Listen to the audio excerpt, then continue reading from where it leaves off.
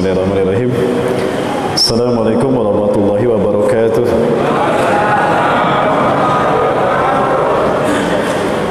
Alhamdulillahirabbil alamin wa bihi nasta'inu ala umuri dunya waddin. Wassalatu wassalamu ala asyrafil anbiya'i wal mursalin wa ala alihi washabihi ajmain. Wa man ittaba'ahum bi ihsanin ila yaumiddin. Ma sya'allahu kan wa ma lam yasha' lam yakun wa la haula wa la quwwata illa billahil aliyyil azim. Allahumma fassalli wa sallim ala habibina wa nabiyyina Muhammadin wa ala alihi wa ashabihi ajmain. Wa man ittaba'ahum bi ihsanin ila yaumiddin. Ma sya'allahu kan wa ma lam yasha' lam yakun wa la haula wa la quwwata illa billahil aliyyil azim. قال الله تعالى في كتابه الكريم وبقوله يهتدي المهتدون أعوذ بالله السميع العليم من الشيطان الرجيم من همزه ونفخه ونفثه يا أيها الذين آمنوا اتقوا الله حق تقاته ولا تموتن إلا وأنتم مسلمون أو كما قال تعالى في آية أخرى وتزودوا فإن خير الزاد التقوى واتقون يا أولي الألباب. وقال تعالى في آية أخرى اقترب للناس حسابهم وهم في غفلة معرضون ما يأتيهم من ذكر من ربهم محدث إلا استمعوه وهم يلعبون لاهية قلوبهم. الآية. وقال رسول الله صلى الله عليه وسلم وهو الصادق الأمين بادروا بالأعمال الصالحات فستكون الفتن كقطع الليل المظلم يصبح رجل مؤمنا ويمسي كافرا ويمسي مؤمنا ويصبح كافرا يبيع دينه بعرض من الدنيا المتمسك يوم الدين بدينه كالقابض على الجمر الحديث أو كما قال. صدق الله العظيم وصدق رسول الكريم ونحن على ذلك من الشاهدين. Puja-puji dan syukur kita haturkan kehadirat Allah Azza wa Jalla pada kesempatan siang hari ini di hari Ahad tanggal 26 Jumadil Akhir 1442 Hijriah.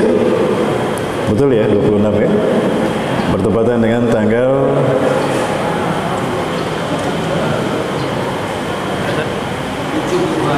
7 Februari. Bertepatan dengan tanggal 7 Februari 2021, Allah takdirkan kita bisa hadir pada kesempatan kali ini. Satu kebahagiaan dan kehormatan bagi kami bisa hadir dalam kajian di hari Ahad ini ba'da zuhur di Masjid Baitul Amal, Masjid Baitul Amal di daerah Marselia, Kota Batam. Ini merupakan sebuah kehormatan bagi kami dan kami mengucapkan terima kasih jazakumullah khairan atas kesempatan ini. Mudah-mudahan ini menjadi wasilah untuk mendekatkan ukhuwah di antara kita dan juga menjadi satu wasilah bagi kita mendapatkan kemudahan untuk menuju surganya kita masing-masing dari Allah Subhanahu wa taala. Amin. Salawat dan salam semoga selalu pada uswah dan kedua kita Rasulullah Muhammad sallallahu alaihi wasallam. Nabi dan Rasul yang diutus ke tengah-tengah kita membawa banyak keutamaan. Keutamaan demi keutamaan ini hanya Allah berikan pada kita sebagai umatnya, tidak Allah berikan pada Nabi yang lain. Mulai dari pahala kita dilipat gandakan 10 kali lipat. Kemudian Allah Subhanahu wa taala juga tidak akan menyiksa kita di akhirat. Ya, hanya di dunia saja. Itu kata Rasulullah SAW. Ya. Sebagaimana sabdanya boleh menyatakan, ummati hadhihi ummatun marhumatun. Umatku ini adalah umat yang Allah rahmati. Laisa laha iqabul fil akhirah. Umatku tidak akan disiksa di akhirat. Alhamdulillah. Ya. Bu, senang bu di akhirat tidak disiksa bu. Nah, ibu-ibunya ada ini. Bu, masih ada bu? Suara saya jelas bu? Kurang jelas? Saya izin berdiri.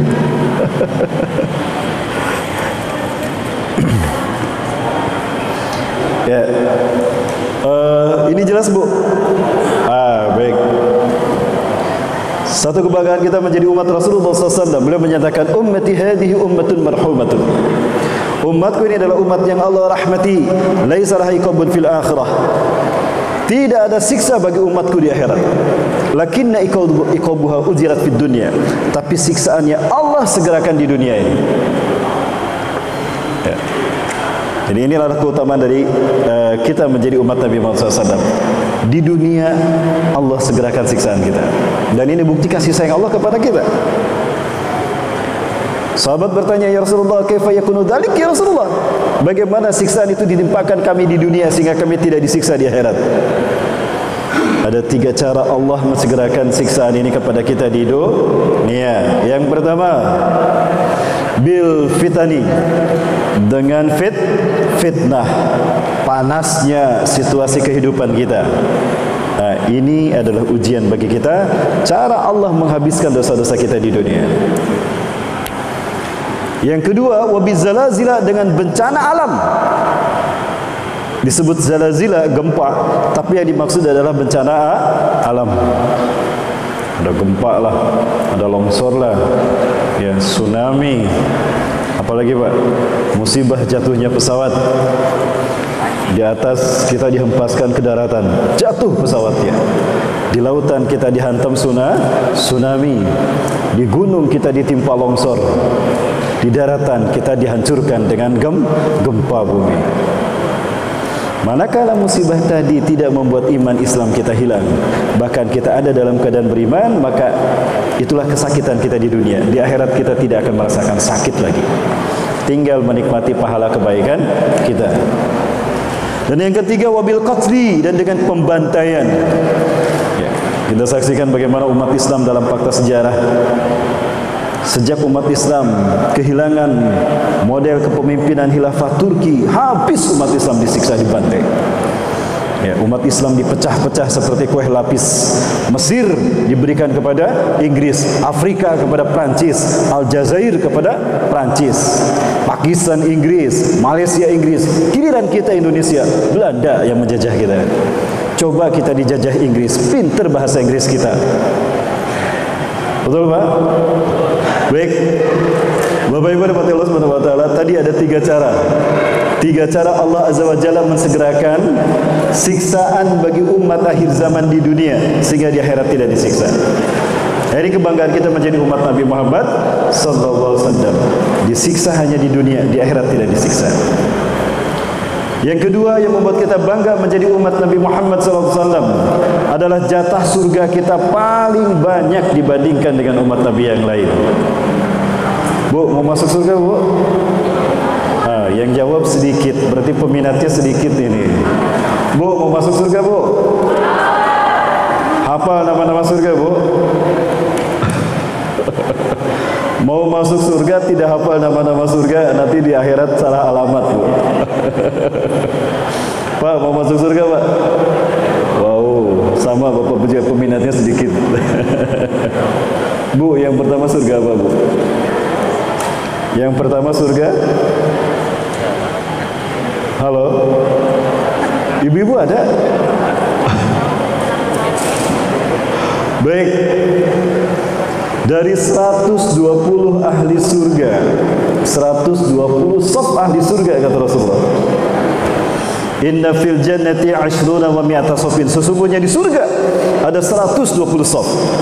Ada 120 baris. 80 saf sudah di-booking untuk Rasulullah dan umatnya.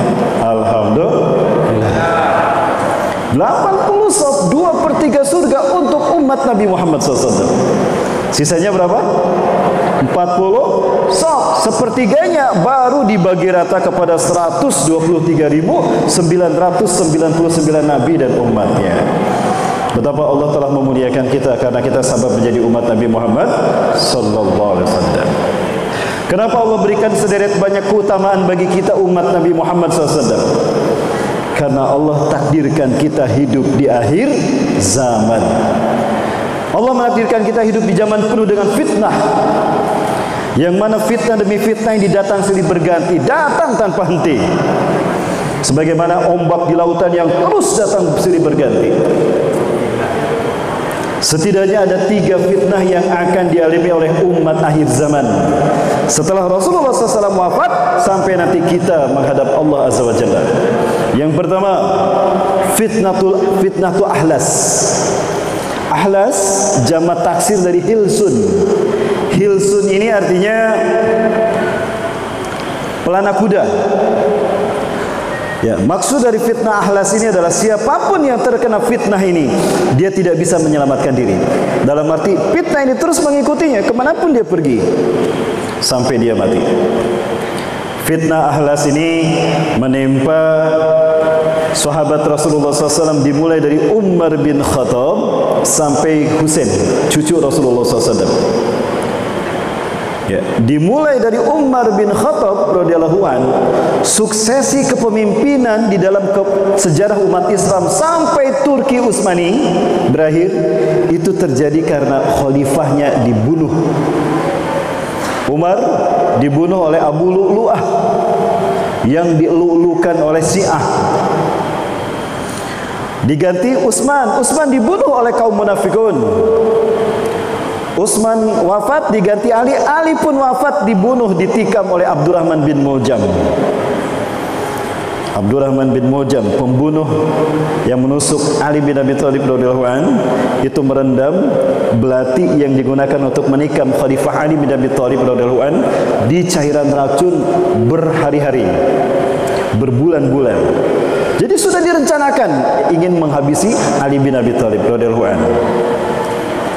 Ya, dan 6 hari beliau menderita karena racunnya menyebar sehingga beliau pada akhirnya meninggal dunia.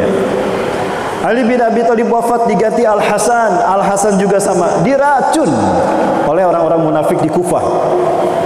Bahkan di hari kelima beliau wafat, usus besarnya itu dimuntahkan. Beliau memuntahkan usus besarnya, kolonnya, di hari beliau wafat. Al-Hasan wafat diganti Al-Husain. Sama, bahkan Al-Husain bersama dibunuh, dibantai beramai-ramai bersama keluarga besar Ahlul Bait Rasulullah sallallahu alaihi wasallam. Tanggal 8 hari Rabu digiring ke Karbala. Tadinya menuju ke Kufah, dicegah agar tidak ke Kufah. Dihalau ke Karbala, di Karbala tanggal 8 dikepung, tanggal 9 mulai diembargo 3 hari tidak makan dan tidak minum, dan di hari ke-9 di hari ketiga tanggal 10 Muharram tahun ke-61 Hijriah dibantai habis. Tidak kurang dari 34 tusukan pedang di tubuh Al-Husain. Tidak kurang dari 37 sabetan pedang ada di tubuh Al-Husain radhiyallahu anhu. Beliau merangkak untuk mengambil air. Beliau dipapah untuk berdiri. Ada seseorang memberikan minum kepada beliau. Belum itu gelas sampai di mulut beliau, sebilah panah menembus mulutnya, pipinya. Dicabut, itu air tumpah. Beliau sudah jatuh, terkapar, kehilangan tenaga. Tapi karena haus, beliau merangkak mengambil air dari sungai Efrat. Ketika akan meminumnya pun seseorang memanahnya dari sini, Pak, Bu, tembus sampai ke rahangnya. Beliau sudah tidak punya tenaga lagi, beliau terbaring, dicabut itu panah.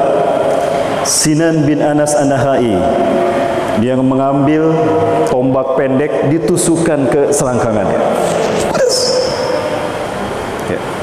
Tidak puas melukai, diambil lagi, ditusukkan ke ulu hatinya.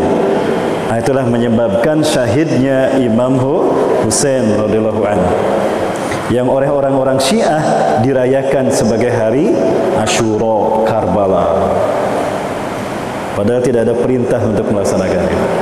Nah, ini fitnah ahlas, al-harbu wal hurub, pengasingan, pelarian, dan pembantaian. Diasingkan ke Karbala, dibantai di Karbala.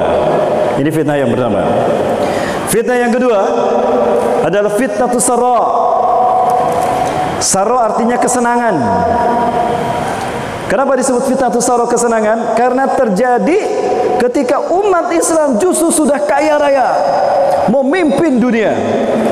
silih berganti dari dinasti Umayyah ke dinasti Abbasiyah, dari dinasti Abbasiyah ke dinasti Mamaluk, dari dinasti Mamaluk ke dinasti Seljuk, dari dinasti Seljuk ke dinasti Turki Utsmani.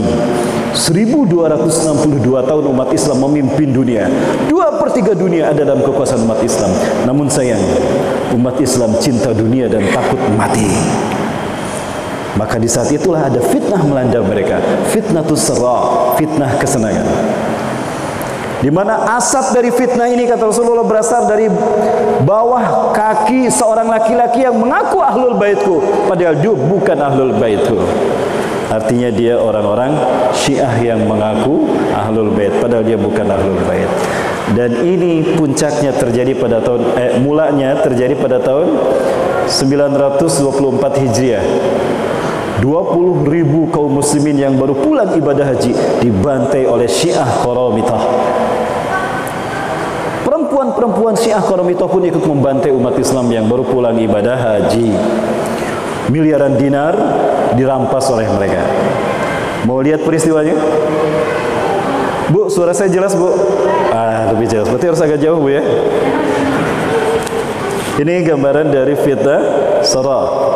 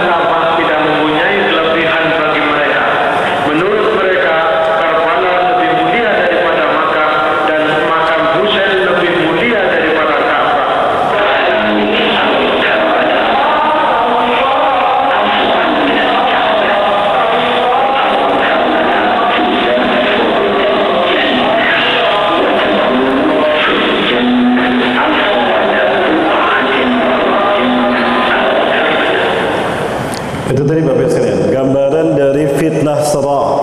Fitnah yang kedua yang melanda umat Islam sepeninggal Rasulullah SAW. Tepatnya melanda umat Islam ketika memasuki fase yang ketiga, fase mulkan adhan. Fase di mana terjadi distorsi sistem kepemimpinan umat Islam dari sistem khilafah menjadi sistem mulkan, kerajaan. Adhan artinya menggigit. Artinya kekuasaan terjadi secara dinasti turun-temurun.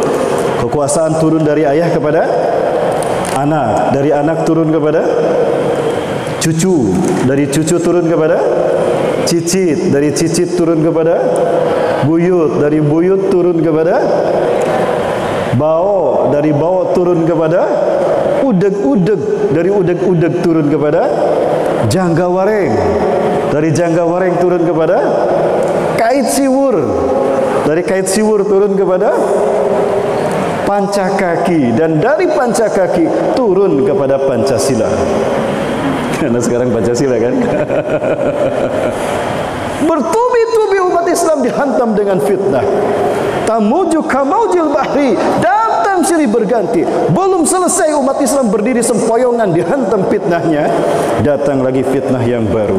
Tidak akan pernah berhenti sampai nanti Allah menurunkan Nabi Isa alaihissalam untuk menguatkan perjuangan umat Islam. Saya khawatir peristiwa itu tidak lama lagi. Mau kita hitung? Bu, kalau Nabi Isa turun, siap menyambut beliau, Bu? Nanti saya pesan sama manajemennya biar turun di Batam. Baik, fitnah yang ketiga adalah fitnah Duhaima. Duhaima artinya gelap gulita. Orang susah menebak siapa yang melukai, dari mana datangnya fitnah ini. Tahu-tahu kita sudah terluka. Dan tidak ada seorang pun yang terbebas dari fitnah ini. La yasruku ahadan fil alam illa ratumathu. Tidak ada seorang pun di muka bumi ini melainkan dihantam oleh fitnah ini. Dan fitnah Duhaima ini adalah fitnah yang melanda kita hari ini. Allahu Akbar. Dan tidak ada fitnah yang terburuk melainkan fitnah Duhaima yang sedang kita alami. Ya. Itulah kenapa Rasulullah SAW memberikan banyak keutamaan.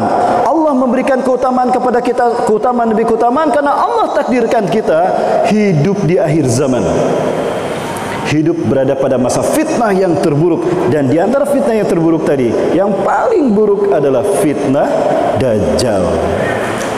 Fitnah apa, Bu? Dajjal. Bu, tahu arti Dajjal, Bu? Bukan dada dan bujal, bukan, Bu. Ya, Dajjal. Siapakah Dajjal? Baik. Dajjal itu gelar. Nama aslinya Samiri. Kenapa dia disebut Samiri? Ini sekali lagi Bapak Ibu, ini hanya merupakan pendekatan saya ketika saya ingin mengurai tentang Dajjal. Saya sampaikan metodologi yang saya lakukan untuk mengungkap tentang konsep akhir zaman. Terlebih kepada hal-hal yang bersifat futuristik seperti Dajjal, Imam Mahdi, kemudian juga Nabi Isa alaihissalam. Ya. Apa metodologi yang saya lakukan? Pertama, saya melakukan pendekatan ayat Quran dengan ayat Quran, ayat dengan ayat. Karena ada satu ayat yang tidak menjelaskan secara eksplisit, maka dijelaskan di ayat yang lain. Karena fungsi ayat yufassilu ba'duhum ba'dan, menjelaskan ayat yang ini dengan ayat yang lain. Jadi Al-Quran itu adalah sistem, sehingga tidak bisa seseorang mengingkari satu ayat dan mengimani ayat yang lain.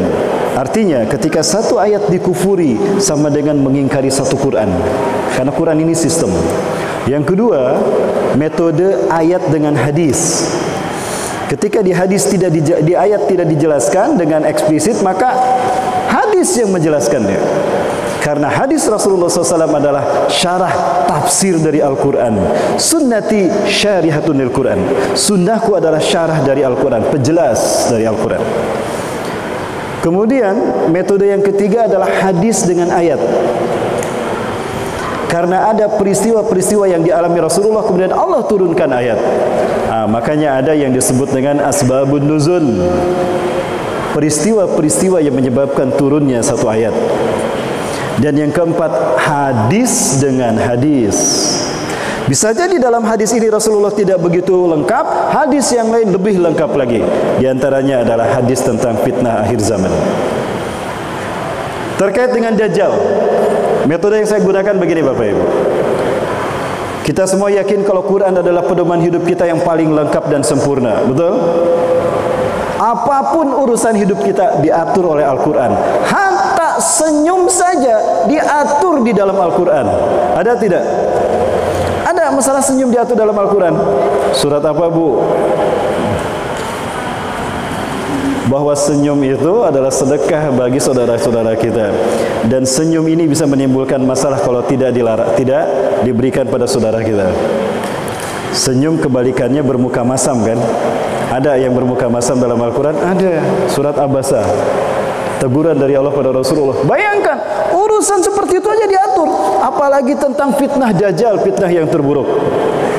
Mungkin tidak fitnah Dajjal tidak dibahas di dalam Al-Quran? Tidak mungkin. Masalah sederhana saja dibahas dalam Al-Quran, apalagi fitnah yang terburuk. Rasulullah SAW menyampaikan begini, innahu laisa fitnatun munzu zara'allahu zurriyata adama ila qiyamis sa'ah akbaru minad dajjal a'zamu minad dajjal. Sesungguhnya tidak ada fitnah sejak Allah menurunkan anak cucu Adam, melahirkan anak cucu Adam sampai hari kiamat, melebihi dahsyatnya fitnah Dajjal. Walam yab'asillahu nabiyyan illa hadzara ummatahu anhu. Dan tidaklah Allah mengutus seorang nabi pun melainkan memberikan peringatan kepada kaumnya, hati-hati kalian dengan fitnah Dajjal. Ya, bayangkan, fitnah terburuk tidak mungkin tidak dibahas di dalam Al-Quran. Terkait dengan ini, saya ingin membahas lebih dalam tentang Dajjal ini. Boleh Bu ya? Pak, boleh Pak? Waktu kita panjang? Sampai jam berapa Ustaz? Baik, suara kita aman Pak? Keluar nggak apa-apa? Ini keluar apa ke dalam Pak? Oh, ke dalam aja. Ini ada kaitannya dengan agama Kristen. Jadi mohon maaf, ini dalam pandangan saya sebagai seorang Muslim. Ya. Ke dalam Pak? Iya. Pakai ini aja Pak. Ini ya, bagus Pak? Lebih jelas Pak. Lebih jelas. Saya coba. Ya, ini lebih jelas? Lebih jelas Pak? Oh gitu. Bingung nih. Yang mana Bu? Yang ini apa yang ini? Ini, dua-duanya.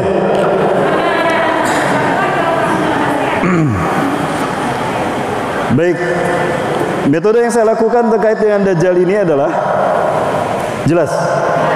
Ya, jelas Bu. Ketika di dalam Al-Quran tidak dibahas, maka coba lihat hadis. Ada tidak di dalam Al-Quran kata Dajjal? Tidak ada kan? Allah tidak mengungkapkan, mencantumkan kata Dajjal di dalam Al-Quran. Tidak ada. Di dalam hadis ada. Ini metode kiasi. Contohnya gini, di dalam Al-Quran tidak dibahas hukum narkotika. Tidak dibahas kan? Atau di dalam hadis juga sama. Namun kalau kita lihat, sifat buruk narkotika sama dengan sifat buruknya Homer. Sementara Homer dibahas di dalam Al-Quran. Maka dikiaskan hukum narkotika ya, dari hukum Homer. Karena Homer sifatnya sama dengan narkotika, sementara Homer haram, maka narkotika pun haram. Nah, metode kiasi ini yang saya lakukan. Di dalam Al-Quran Allah tidak membahas tentang Dajjal, dalam arti tidak menyebutkan kata Dajjal, tapi ada tentang Dajjal. Namun kata Dajjal kita temukan di dalam hadis. Di dalam hadis Rasulullah terperinci menjelaskan tentang sifat-sifat Dajjal. Di dalam Al-Quran ada karakter yang sama persis dengan Dajjal yang diuraikan oleh Rasulullah SAW di dalam hadis. Yaitu siapa? Samiri. Ada Samiri di dalam Al-Quran? Oh, berarti ini clue. Dajjal di dalam Al-Quran itu Samiri. Dan kita tahu Samiri ini di zaman Nabi Musa alaihi salam. Ya, di zaman Nabi Musa alaihi salam. Seseorang dinamakan Samiri karena lahir di Samirah. Dia lahir di Samirah Bapak Ibu, Palestina. Itu kampung halamannya Samiri. Seperti Imam Bukhari lahir di Bukhara. Syekh Nawawi Al-Bantani karena lahir di Banten. Ada seorang ustaz lahir, Syekh Ahmad Az-Zazuri, beliau dari Banten, Al-Batami. Samiri dari Samirah, Palestina, maka namanya Samiri. Dia lahir 100 tahun sebelum Nabi Musa diutus. Dia lahir dari seorang ayah dan ibu yang lahir dari proses incest. Adik dan kakak berzina, lahir ayahnya. Adik dan kakak berzina, lahir ibunya. Ibunya sedang menstruasi, disetubuhi sama ayahnya. Jadi itu. Ya. Jadi telurnya tumbuh menjadi zigot, embrio. Ya, dari persetubuhan ketika menstruasi. Itu setelah 30 tahun tidak punya anak. Maka apa yang terjadi? Dajjal lahir di mana alam semesta gonjang-ganjing. Seolah-olah alam semesta tidak rela menerima kehadiran jabang bayi yang kelak akan mengaku Tuhan di muka bumi. Baik, Ibu Rahimahullah. Kemudian ketika dia berusia 5 tahun, Allah murka kepada kaumnya, Samirah. Allah murka kepada bangsa Samirah karena mereka sudah melewati batas pemakluman dari Allah dari maksiat yang mereka lakukan.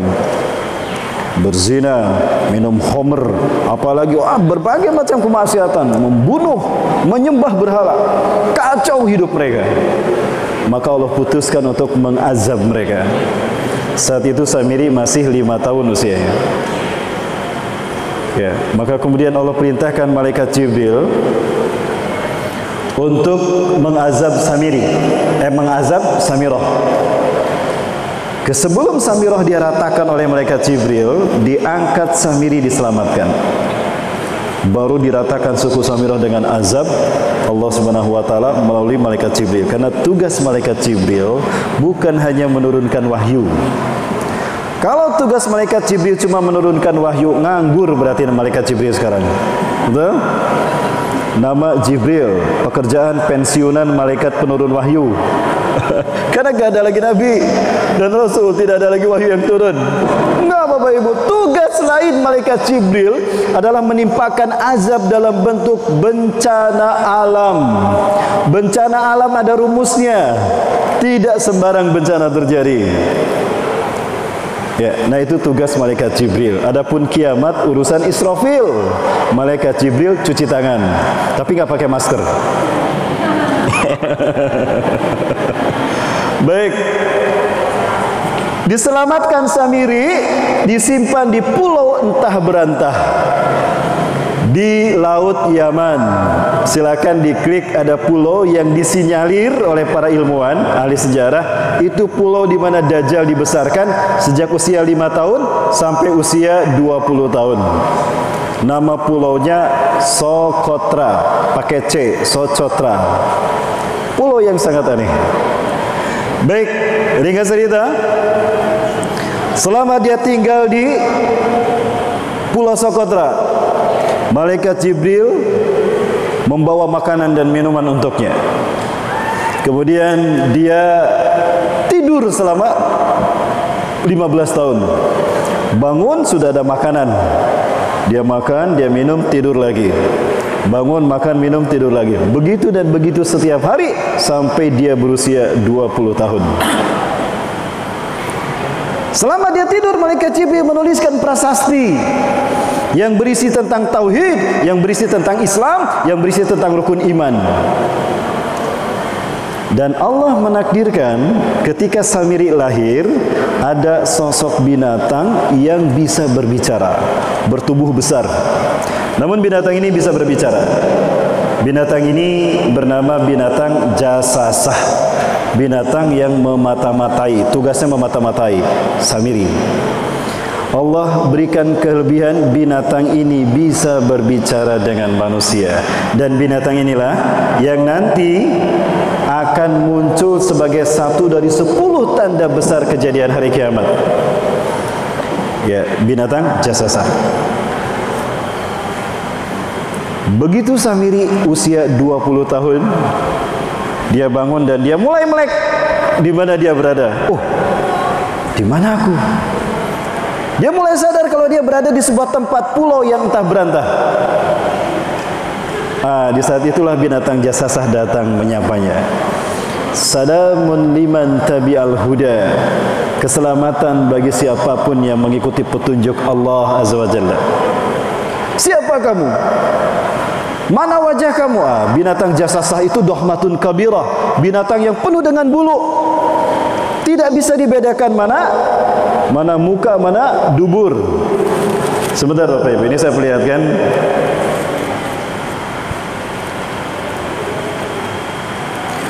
pada akhir Agustus 2007 kalau tidak salah, saya mendapatkan data mailing list dari Filipina. Ada seekor binatang yang ciri-cirinya nyaris mirip dengan apa yang disebutkan Rasulullah SAW. 2017. Seperti ini. Terlihat Bapak Ibu? Ini nih. Binatang jasasa ini disebutkan sebagai binatang yang seluruh tubuhnya tugoti sya'ar. Tubuhnya ditutupi oleh bulu. Namun di dalam hadis Rasulullah SAW disebutkan berwarna hitam sementara dia putih. Kalau dari posturnya agak sedikit mirip karena mamalia. Mamalia itu merayap kan, dalam arti berjalan di muka bumi. Bukan melayap, berjalan di muka bumi. Mamalia. Sejenis bison barangkali. Sejenis bison. Atau yeti tapi dia merangkak. 2017. Dan dia tidak pernah jauh dari laut karena memang dia selalu ingin membasahi tubuhnya dan juga makanannya adalah ikan. Apakah ini binatang jasasa yang dimaksudkan oleh Rasulullah SAW dalam hadisnya? Wallahu a'lam bishawab. Saya tidak mengklaim itu. Cuma ciri-cirinya hampir mirip. Melihat ini saya jadi ingat sama Avatar Eng. Yang suka nonton Avatar Eng, ada? Nickelodeon. Dia punya kendaraan yang binatang kan? Namanya Ava. Dan dia bisa terbang. Ava, yip yip, terbang dia. Saya tahu karena cerita Avatar ini adalah cerita akhir zaman, sama dengan Lord of the Ring. Sutradaranya hadir dulu di kajian saya dari awal sampai akhir. Itu sutradara Lord of the Ring. Baik. Maka binatang jasasa ini menjelaskan kepada Samiri satu demi satu setiap prasasti atau panel yang dituliskan malaikat Jibril. Diajarkan tentang siapa Allah, Tuhan Samiri, Tuhan pencipta alam semesta. Disebutkan sifat-sifat Allah. Dijelaskan tentang kewajiban ibadah Samiri kepada Allah. Dijelaskan tentang Islam. Dijelaskan tentang para nabi dan rasul. Semua perangkat aturan hidup Islam diajarkan binatang jasasa ini kepada Samiri yang dituliskan oleh malaikat Jibril. Ringkas cerita, selesai kemudian binatang jasasa bertanya, "Hei Samiri, sungguh aku telah melaksanakan semua perintah yang Allah titahkan kepadaku melalui Jibril alaihissalam. Sekarang jawab pertanyaan saya. Hal tu'minu billah? Apakah kau beriman kepada Allah Rabbak, Tuhanmu? Rabbika. Jika engkau beriman kepada Allah, maka engkau akan menjadi mukmin terbaik imannya, karena Allah akan menangguhkan ajalmu sampai akhir zaman. Fa in lam tu'min billah, tapi jika kamu tidak beriman kepada Allah, fa innaka mal'unun ila yaumil qiyamah, terkutuklah engkau sampai hari kiamat. Ditanya begitu, dia tidak memberi jawaban. Binatang jasasah menunggu-nunggu, mana jawabannya? Ya Samiri, famadal jawab. Apa jawabanmu Samiri?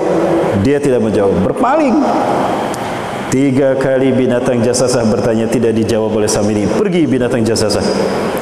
Balik lagi bertanya lagi, ya Samiri, hal tu'minu billahi rabbak? Hal tu'minu billahi rabbik? Apakah kau beriman kepada Tuhanmu Allah? Tidak juga dijawab. Balik lagi, pergi menghilang lagi, balik lagi ditanya lagi, hingga pada akhirnya apa kata-kata Samiri? Hei binatang buruk rupa jasasah, di pulau ini tidak ada siapapun kecuali aku dan kamu. Sedangkan aku adalah makhluk yang terbaik. Engkau makhluk buruk rupa. Akulah Allah itu. Apapun yang ditulis di prasasti itu semua tentang aku. Akulah Allah itu. Berimanlah kepadaku. Maka binatang jasasa ini menjerit. Pekak telinga Samiri karena jeritanya keras. Maka pergilah binatang itu dengan mengatakan, Innaka Dajjal, Innaka Dajjal, Innaka Dajjal. Sesungguhnya engkau adalah Dajjal, Al-Kazab, pendusta. Pembahasan tentang Dajjal seperti itu yang saya baca dari beberapa referensi. Salah satunya adalah referensi Dajjal akan muncul dari segitiga Bermuda yang disusun oleh Dr. Muhammad Isa Daud. Itu salah satunya. Ada banyak referensi yang saya baca, baik dari Indonesia ataupun dari luar negeri. Saya baca sejarah tentang Dajjal. Itu Bapak Ibu yang saya sampaikan. Bisa diikuti Bapak Ibu? Lanjut. Maka kemudian Allah berikan kecerdasan memang kepada Samiri. Kecerdasannya apa? Dia memiliki kecerdasan 60 tahun di atas akal jenius manusia. Jadi jika ada manusia yang paling jenius, Samiri 60 tahun di atasnya. Luar biasa. Dia membuat perahu, lalu dia berlayar. Dia kemudian sampailah di zaman Nabi Musa alaihissalam. Dia masuk ke tengah-tengah Bani Israel. Disesatkan Bani Israel oleh Samiri. Kelebihan Samiri adalah dia mampu dalam waktu sekejap memahami budaya dan bahasa serta mobilitas hidup sebuah kaum. Maka dengan cepat dia bisa berbaur dengan kaum tadi, termasuk kepada kaum Nabi Musa, kaum yang pertama dia sesatkan. Ketika Nabi Musa AS pergi ke Bukit Sinai untuk mendapatkan wahyu dari Allah, Samiri mengacak-ngacak kaumnya. Mereka disesatkan oleh Samiri menyembah patung anak sapi. Allah bertanya kepada Nabi Musa AS, "Ya Samiri, ya Musa, wa ma a'jalaka an qaumika ya Musa?" Apa yang membuat engkau tergesa-gesa meninggalkan kaum, hai Musa? Mereka ada di belakangku ya Allah. Hum alal warai. Ya, hum alal asari. Mereka ada di belakangku ya Allah. Mereka sedang mengikuti aku. Ada Harun bersama mereka. Allah katakan kepada Nabi Musa AS, "Apa kau tidak tahu Musa, sesungguhnya umatmu sedang diuji, difitnah oleh Samiri. Mereka menjadikan patung anak sapi yang dibuat Samiri sebagai Tuhan mereka, dan mereka melupakan aku." Nabi Musa marah besar. Kembali Nabi Musa kepada kaumnya, dan betul mereka sedang menyembah patung anak sapi. Itu ribuan Bapak Ibu yang menyembah patung anak sapi. Nah, ini kejahatan Samiri. Kehebatan dia tahu proses kimia bagaimana mencetak benda-benda logam. Dia kumpulkan benda-benda logam, perhiasan, kemudian dimasukkan ke dalam kuali, direndam dengan cairan raksa, dididihkan, kemudian dibentuk menjadi patung anak sapi. Lalu setan masuk ke dalam tubuh anak sapi tadi dan bersuara, "Sesungguhnya aku Tuhannya Musa, dan Musa telah lupa kepadaku." Datang Nabi Musa, marah Nabi Musa, ditarik jenggot Nabi Harun. "Kenapa kamu biarkan mereka sesat menyembah selain Allah? Kenapa kamu diam saja? Wahai saudaraku, jangan kau tarik jenggotku, nanti copot semua." Aku sudah memperingatkan mereka, tapi kata-kata Samiri lebih berbekas kepada mereka ketimbang nasihatku dan peringatanku. Dia hebat untuk melobi manusia untuk tertipu dengan bujuk rayunya. Inilah Dajjal. Cerdas, jenius. Maka Nabi Musa kemudian mengambil patung anak sapi itu, dilemparkan, hancur tuh patung anak sapi. Kemudian dibakar, debunya dibuang ke laut. Cetakannya masih ada Bapak Ibu sampai sekarang. Ini perjalanan saya ke titik di mana Nabi Musa, peristiwa itu terjadi Bapak Ibu. Tempatnya di sini.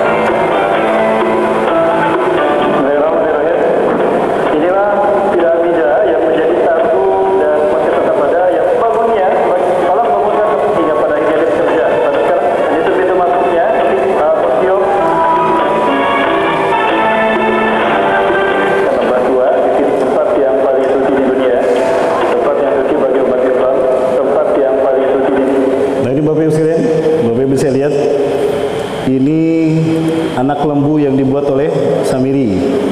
Ada dua yang dibuat. Yang pertama dalam bentuk patung kecil dari perhiasan, kedua dalam bentuk seperti ini. Ini yang terkenal dalam cerita. Nah, ini kedua kakinya, ini kepalanya, dan ini matanya. Nah, ini ekornya. Diklaim oleh para ahli sejarah ini. Ini adalah tempat yang tersuci di mana Allah memberikan Nabi Musa AS wahyu yang pertama. Inilah yang disebut dengan lembah tua. Ya, sebelah sana itu ada celah. Nah, ke celah itu menuju kepada Bukit Tur Sinai. Disitulah Nabi Musa mendapatkan wahyu dari Allah SWT. Nah, baik, mereka yang menyembah patung anak sapi diperintahkan bertobat kepada Allah, dan tobatnya adalah dia dihukum mati oleh orang yang beriman. Karena yang menyembah patung anak sapi jumlahnya ribuan, mereka tidak mau dibunuh. Perang terjadi, mereka melawan, sehingga berperang yang beriman dengan yang menyembah patung anak sapi. Nabi Musa cuma menyaksikan saja. Ya Allah, jika kau biarkan hukuman ini kau berlakukan atas mereka, seperti ini yang terjadi ya Allah. Mereka saling bunuh. Lalu jika mereka habis mati, siapa yang akan menyembahmu ya Allah? Jika engkau mengampuni mereka, mereka adalah hamba-Mu. Dan jika engkau mengampuni mereka, engkau adalah maha pengampun dan maha penyayang. Maka hukuman itu pun dicabut. Pertanyaan saya adalah, kaum yang menyembah patung anak sapi yang disesatkan oleh Samiri itu tobatnya dibunuh, sementara Samirinya tidak dibunuh. Aturan Samirinya dibunuh juga kan, karena dia biang keroknya. Betul tidak, Bu? Harusnya dia dibunuh juga. Ini tidak, diusir sama Nabi Musa alaihissalam. Kenapa diusir? Karena yang membunuhnya bukan Nabi Musa alaihissalam. Yang membunuhnya nanti Nabi Isa di akhir bulan, di akhir zaman. Diusir dia sama Nabi Musa alaihissalam. Maka dia mengembara dari negeri ke negeri, sampailah di zaman Nabi Isa alaihissalam. Ingat, Samiri ingin menutupi identitasnya. Terkadang dia tutupi dengan penampilannya, bahkan dia berganti-ganti nama. Di zaman Nabi Isa dia bernama Yudas Iskariot. Bernama Yudas Iskariot. Baik Bapak Ibu Allah, waktu kita panjang kan? Kita jalan-jalan keliling dunia ya Bapak Ibu ya, nggak apa-apa. Baik, singkat dulu tentang Nabi Isa alaihissalam. Nabi Isa alaihissalam lahir dengan mukjizat dari Allah Subhanahu wa taala, kalimat Allah, kun fayakun. Nabi Isa lahir tanpa seorang ayah. Tapi bukan karena Nabi Isa lahir tanpa seorang ayah lalu kita katakan anak Tuhan. Jangan. Kalau setiap bayi yang lahir tanpa ayahnya jelas siapa ayahnya dikatakan anak Tuhan, lalu bagaimana zaman sekarang? Banyak bayi yang lahir tidak jelas siapa ayahnya. Apakah mereka anak Tuhan? Enggak kan? Ya, saya bertanya ini, selama ini kita menyaksikan orang Kristen merayakan kelahiran Yesus Kristus yang mereka klaim Nabi Isa alaihissalam itu tanggal 25 Desember, betul? Yakin tidak Bapak Ibu? Nabi Isa dilahirkan bulan Desember, tanggal 25. Saya tidak yakin. Logika, dogma, bukan logika, dogma 25 Desember hari Natal lahirnya Yesus Kristus tidak benar. Buka Bible Lukas. Di Bible Lukas diceritakan di zaman Kaisar Augustus menjadi Kaisar Romawi, terjadi eksodus besar-besaran. Orang berdatangan ke Bethlehem, Nazaret, termasuk Maria dan Yusuf, pasangan Maria. Saat itu Maria sedang hamil besar ingin melahirkan, tapi pondokan penuh di Nazaret. Seseorang yang baik hati kasihan melihat Maria akan melahirkan anaknya, sementara tidak ada pondokan yang menerimanya. Dia berkata, aku punya lumbung padi di sebelah kandang sapi. Udah lama tidak saya menggunakan karena belum panen. Akan saya bersihkan demi menyelamatkan kelahiran bayi ini. Maka dibersihkanlah lumbung padi tadi. Nah, disitulah Nabi Yesus lahir. Ini versi Bible Lukas. Yesus lahir di malam hari di mana para penggembala kambing sedang mengembalakan kawanan kambingnya di padang rumput. 25 Desember. Pertanyaannya, apakah di bulan Desember di musim salju padang rumput tumbuh sehingga mereka mengembalakan kambing? Tidak, Bapak Ibu. Di bulan Desember saat itu cenderung turun salju. Bulan Maret kemarin 2020 ini saya perlihatkan salju turun di sana. Tidak jauh dari tempat Nabi Isa alaihissalam dilahirkan. Ini Bapak Ibu.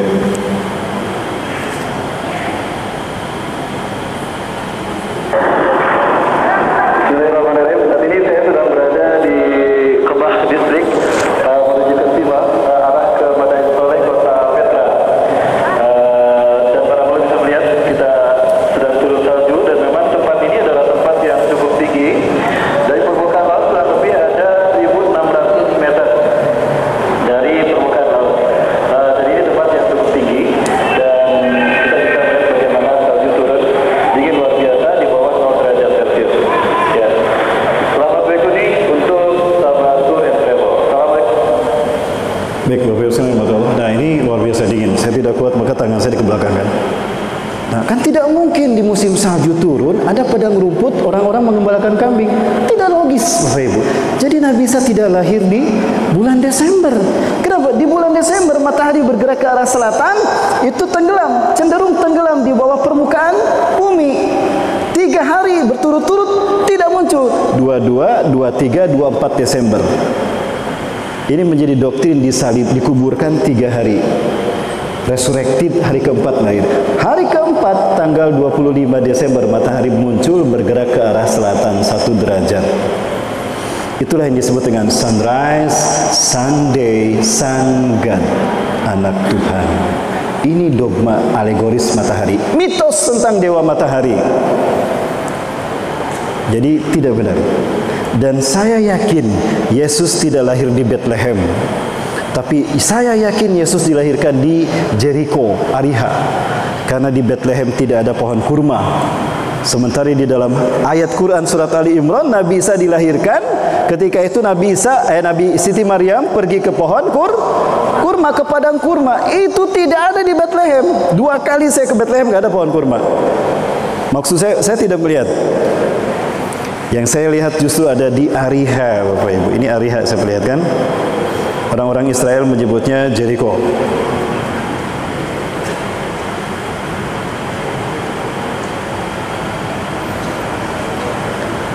Kami tidak sempat mendokumentasikan Bethlehem, Bapak Ibu. Sebetulnya ada, tapi saya masukkan ke laptop error.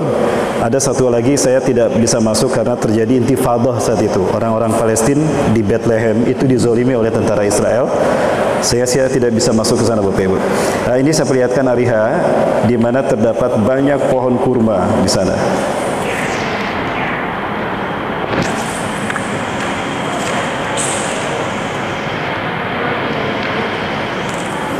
Pertama ini, setiap kali kita ke Jericho, identik kita diperlihatkan gunung yang satu ini.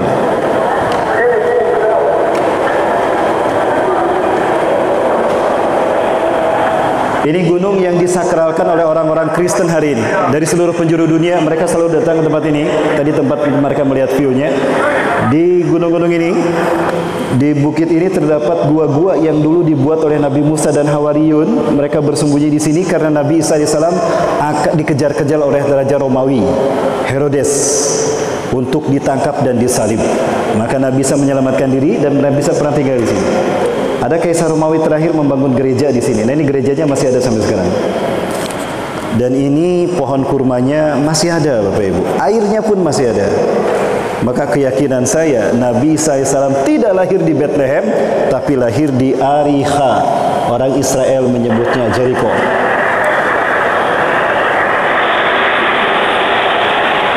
Lihat kan, sumber airnya masih ada, dan pohon kurmanya ada di sekeliling kita.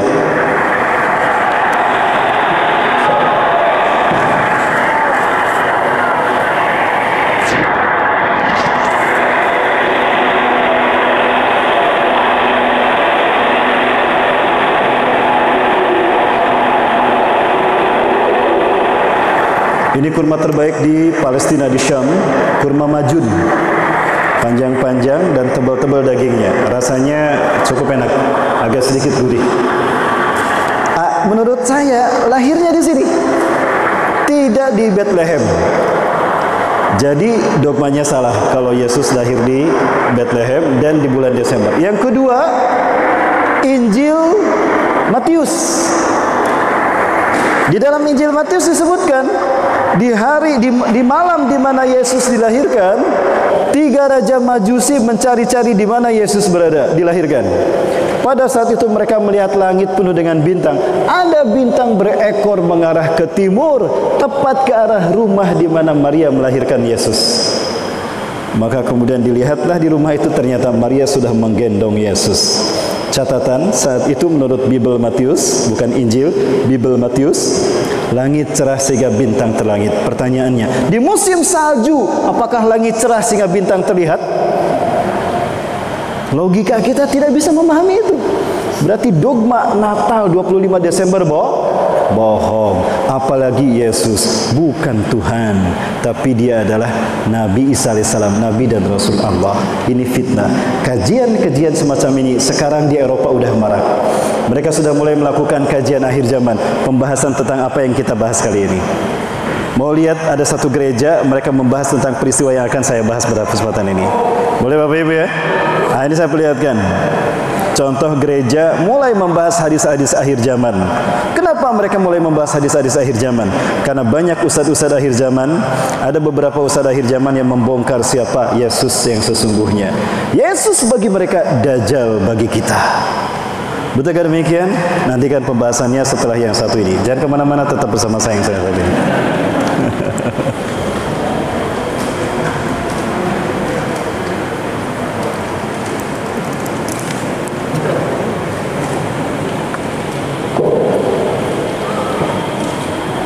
Descendant of Muhammad, he will come out of crisis of turmoil. He will take control of the world. He will establish a new world order. He will destroy all resistance. He will invade many nations. He will make a 7-year peace treaty with the Jews. He will conquer Israel and massacre the Jews. He will establish Islamic world headquarters at Jerusalem. He will rule for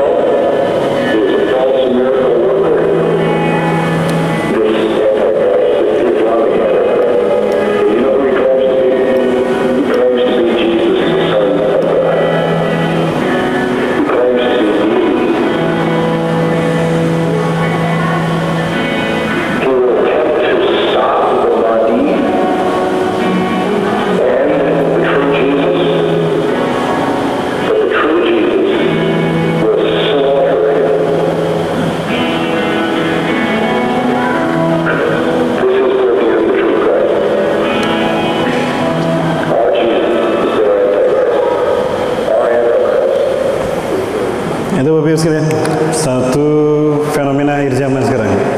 Jadi cerita-cerita akhir zaman bukan hanya dibahas di masjid-masjid oleh ustaz-ustaz akhir zaman.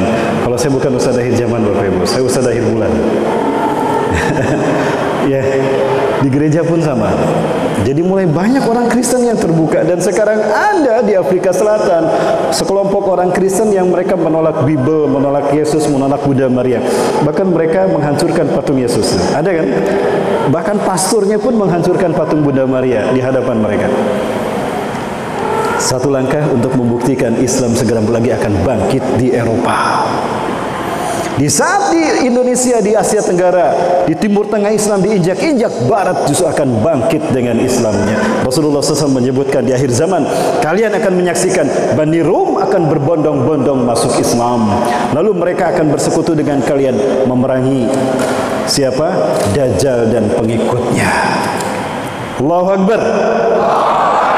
Sepertinya isyarat ini telah dekat Bapak Ibu.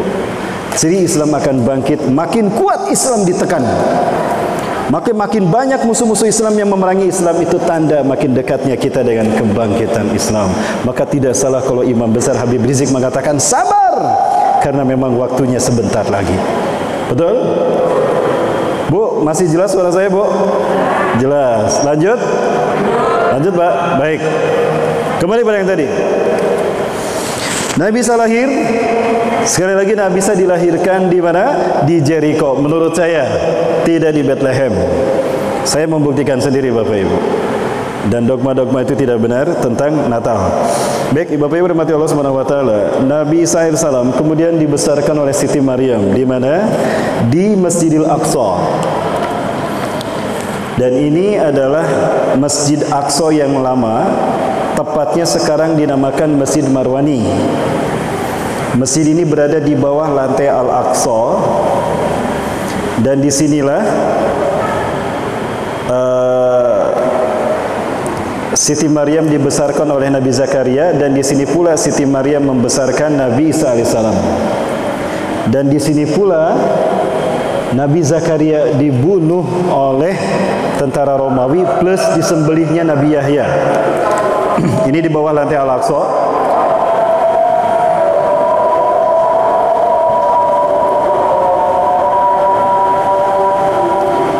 Ini adzan asar di komplek Al-Aqsa. Saya sudah di jamak takdim zuhur dengan asar, maka saya manfaatkan untuk keliling mencari jejak-jejak para nabi ini, terutama Isra Mi'raj. Setelah itu ada momentum Isra Mi'raj kami ke sana.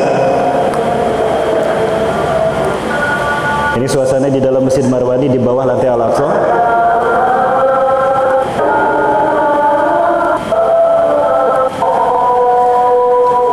Beginilah suasana Masjidil Aqsa yang didatangi Rasulullah SAW. Nyaris persis seperti ini ketika Rasulullah masuk, karena bangunannya ini dibangun oleh Nabi Adam alaihissalam 40 tahun setelah Nabi Adam membangun Masjidil Haram.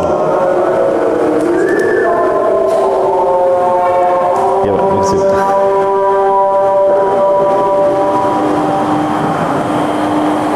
Nah, inilah tempat di mana Rasulullah berdiri mengimami para nabi dan rasul ketika Isra Mi'raj.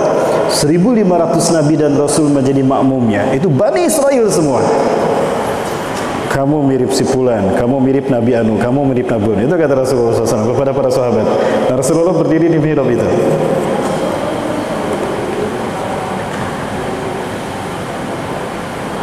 Nah, disinilah Nabi Yahya ketika sedang sholat. Nah, di sini Bapak Ibu. Nah, di sini kita bisa melihat mihrab Siti Maryam. Nah, ini mihrab Siti Maryam. Ini tangga masuknya, dan ini mihrab Siti Maryam ada di atas ini. Dan di sini pula Siti Maryam membesarkan Nabi Isa alaihissalam. Ya, ini masuk belok kiri. Ini saya tidak amatir ya, tidak profesional dalam memfilmnya Bapak Ibu. Kamera saya seadanya Bapak Ibu. Ini gambaran bagian dalam dari mihrab Siti Maryam. Masih bersih, terasa beda. Saya merasa sejuk hati saya ketika berada di sana Bapak Ibu sekalian. Nah, ini bagian dalamnya. Itu sampai ke bagian atas, ada tangga ke atas untuk ke lantai Al-Aqsa. Di bagian dalam dari mihrab Siti Maryam. Baik Bapak Ibu mati Allah. Nah, di masjid inilah Nabi Yahya dan Nabi Zakaria Nabi Zakaria sedang sholat. Ketika Nabi Zakaria sedang sholat, lalu Nabi Yahya sholat di sampingnya. Datang tentara Romawi atas perintah Herodes untuk membunuh keduanya. Itu Nabi Yahya sedang sholat, diseret ke depan, disembelih Bapak Ibu. Di hadapan Nabi Zakaria yang masih sholat, dimasukin kepalanya ke ember, di mana darahnya pun ditampung di ember, pergi dibawa. Sementara Nabi Zakaria disiksa, dihantam-hantamkan ke dinding, terjatuh, beliau dalam keadaan sholat.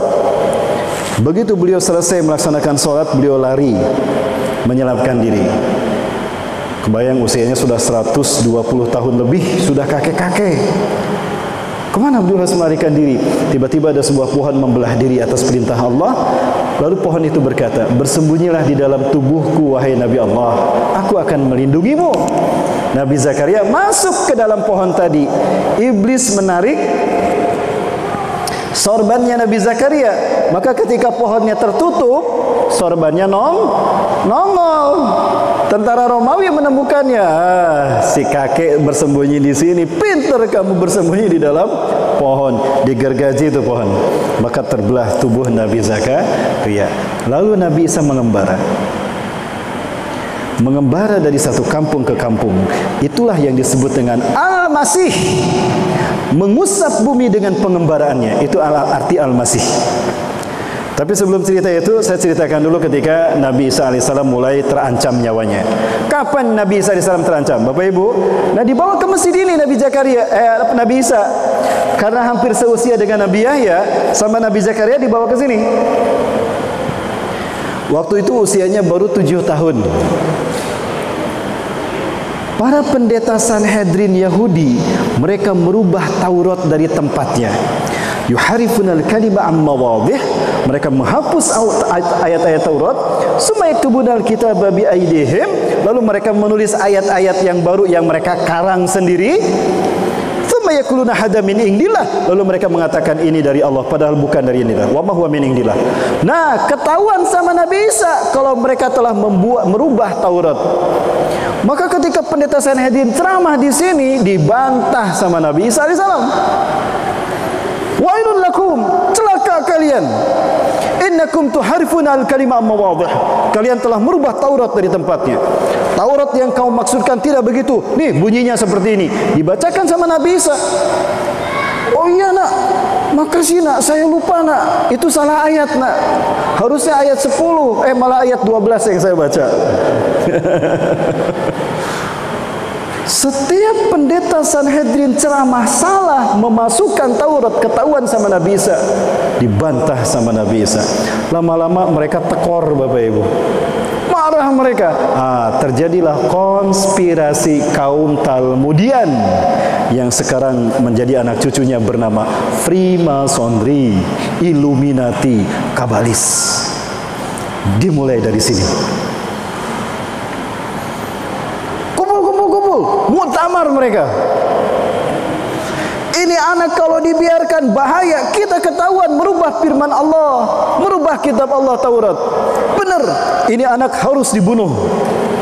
Tunggu, saya sepakat anak ini dibunuh, tapi nggak mungkin kita yang membunuhnya.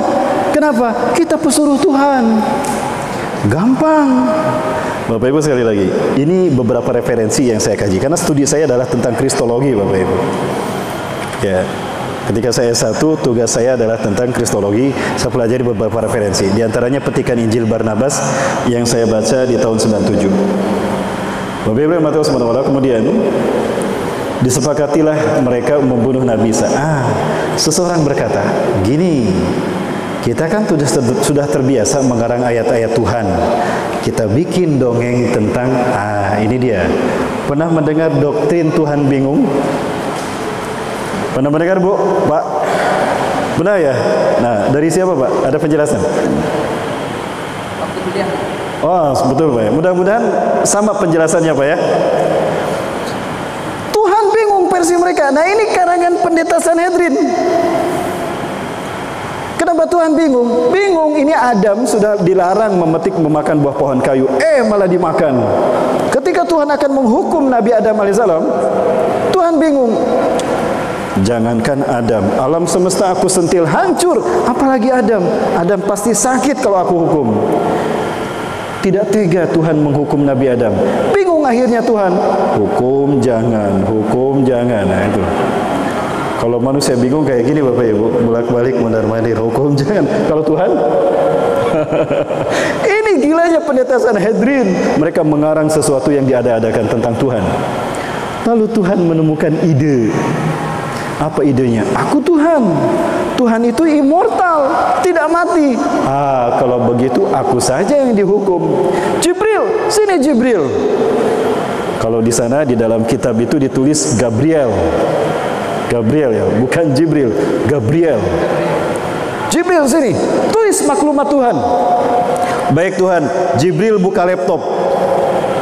Maklumat Tuhan .2. 1. Tuhan menjelma menjadi manusia, ilahul mubasyar. Jadi mohon maaf sedikit agak panjang biar urutan berpikirnya nyambung Bapak Ibu. Ini awal mula munculnya Dajjal di zaman Nabi Isa. Dan ini yang paling penting bagi kita untuk mengungkap siapa yang digantung di tiang salib. Lanjut Bapak Ibu. Masih banyak waktunya? Masih, baik. Sampai mana tadi? Sebelumnya Pak.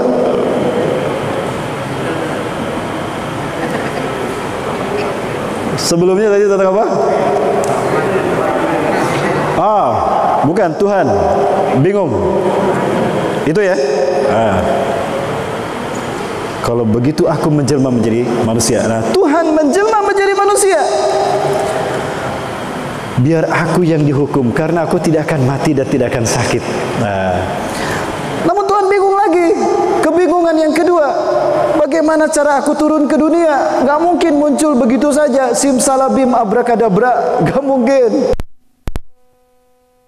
Normal.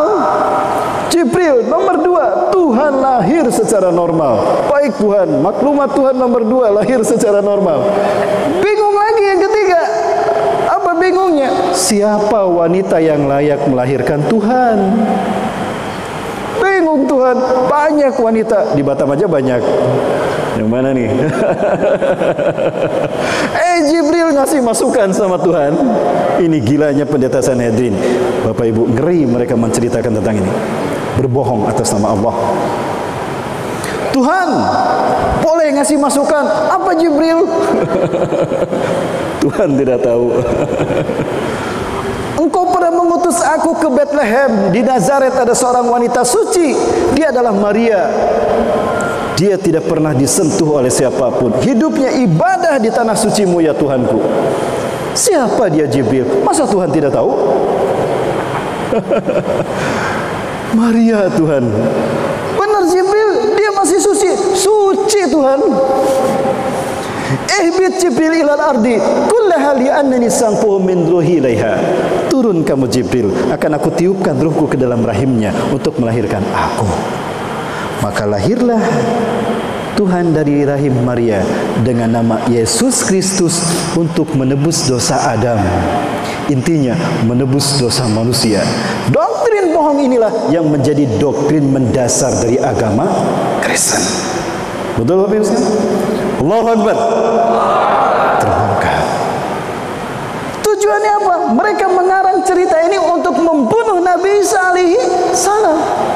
Sebelum Nabi Isa dibunuh dulu Nabi Yahya, dibunuh Nabi Zakaria. Nabi Isa terancam, maka beliau mengembara.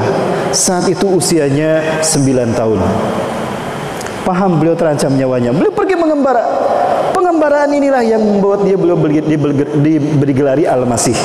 Bertemu dengan satu kampung, ada yang buta sejak lahir, diusap matanya. Masahayam sahu masihun. Bismillahirrahmanirrahim. Sembuh dia dengan izin Allah. Siapa nak? Kok kamu bisa membuat anakku bisa melihat? Dia buta sejak lahir nak. Siapa engkau nak? Aku Isa bin Maryam. Aku Nabi dan Rasul Allah. Berimanlah kepadaku. Berimanlah kepada Allah Tuhan kita. Di situ berdakwah. Muncullah orang-orang yang beriman yang kemudian disebut kaum Nasrani. Satu dari mereka yang beriman ada yang bernama Barnabas. Jalan lagi, ada kampung di mana orang ada belang seluruh tubuhnya, belang-belang, ada yang putihnya gitu ya. Diusap sama Nabi Isa, sembuh tuh. Beriman lagi mereka pada Nabi Isa. Sampai ada tukang mancing pada mancing. Kalian sibuk mencari makanan untuk di dunia bekal kalian. Lalu kapan kalian sibuk menyibukkan diri mencari bekal di akhirat? Siapa engkau nak? Aku Isa bin Maryam, Nabi dan Rasulullah. Beriman mereka. Di antara mereka yang beriman ada yang bernama Yakobus. Dari umat Nabi Isa yang makin lama makin banyak, kaum Nasrani, ada 12 yang menjadi pengikut setianya yang disebut dengan Hawariyun. Hawariyun. Salah satu di antara mereka yang paling taat dan paling cerdas adalah Barnabas. Bapak Ibu, ceritanya cukup panjang. Ringkas cerita begini. Bapak Ibu, nanti Allah SWT, saya ingin mengungkap siapa Dajjal. Bagi saya, Dajjal adalah yang digantung di tiang salib. Kenapa saya meyakini itu? Ceritanya ada di sini. Saya ingin ada yang membuka Quran, kita bedah dengan Quran. Ada adik, abang yang bisa buka Quran terjemahan, silakan.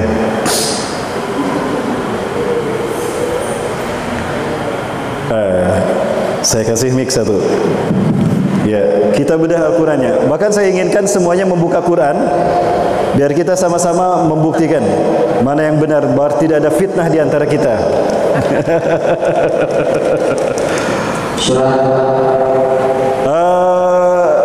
Nanti Pak, boleh dibuka dari sekarang nggak apa-apa. Surat Maryam ayat 55. Nabi dibacakannya Pak. Saya cerita dulu. Begini Bapak Ibu. Falamma ahassa Isa bin Maryam ya min qaumin kufran falamma ahassa Isa bin Maryam minhumul kufra, maka tatkala Isa bin Maryam merasakan kekufuran dari para pengikutnya yang tidak beriman, maksudnya yang tidak taat. Maksudnya siapa? Samiri, Yudas Iskariot. Ada orang ke-13 yang masuk ke tengah-tengah Hawariyun dan dia bernama Yudas Iskariot. Dan bagi saya, dia adalah Samiri yang diusir oleh Nabi Musa. Dia masuk ke zaman para nabi, berganti-ganti nama. Di zaman Nabi Isa bernama Yudas Iskariot.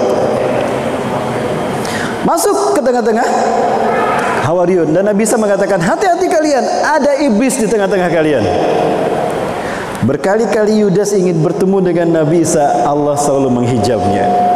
Sampai kesal tuh Yudas. Ya, sampai kesal si Yudas. Hingga akhirnya begini Bapak Ibu sekalian, dikasih cerita. Datang seseorang berkata kepada Nabi Isa AS, celaka kita, celaka kita. Kenapa? Herodes, Raja Romawi, dia telah terhasut oleh para pendeta Sanhedrin. Cerita Tuhan bingung telah mereka percayai. Mereka datang ingin menangkap Anda dan menyalib Anda, wahai Isa bin Maryam. Dan mereka pun sama akan menyalib kita. Sebaiknya kita sembunyi. Betul, kita sembunyi dulu. Namun sebelum itu Nabi Isa mengatakan, man ansori ilallah, qala al-hawariyuna nahnu ansarullah, kami penolong Allah. Jangan khawatir, Anda pergi menghadap Allah, kami akan meneruskan dakwah ini, kata Hawariyun. Itu Barnabas yang berkata. Maka semuanya bersembunyi termasuk Nabi Isa alaihi salam. Datang Herodes dan pasukannya. Aku tahu kalian bersembunyi di sekitar sini. Begini, sebelum aku sergap, aku tawarkan dengan kebijaksanaanku. Siapa di antara kalian, hai pengikut Al-Masih, yang ingin memberitahukan kepadaku, langsung datang sendiri kepadaku, memberitahukan di mana Al-Masih bersembunyi, aku akan mengangkatnya menjadi patih kerajaanku, dan aku akan memberinya sepertiga dari harta kerajaanku. Yudas Iskariot, dia Samiri.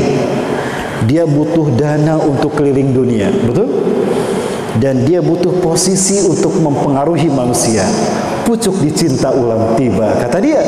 Keluarlah Yudas Iskariot. Aku tahu di mana Al-Masih bersembunyi. Dia ada di sana. Tapi bukan dia. Itu saya. Ikuti aku. Di saat mereka akan datang memasuki tempat di mana Nabi Isa bersembunyi, Allah berfirman kepada Nabi Isa, dan ini Allah abadikan, surat Ali Imran ayat 55. Silakan Pak, dibacakan Pak. Ali Imran 55. Halo? Silakan Pak. Ali Imran 55.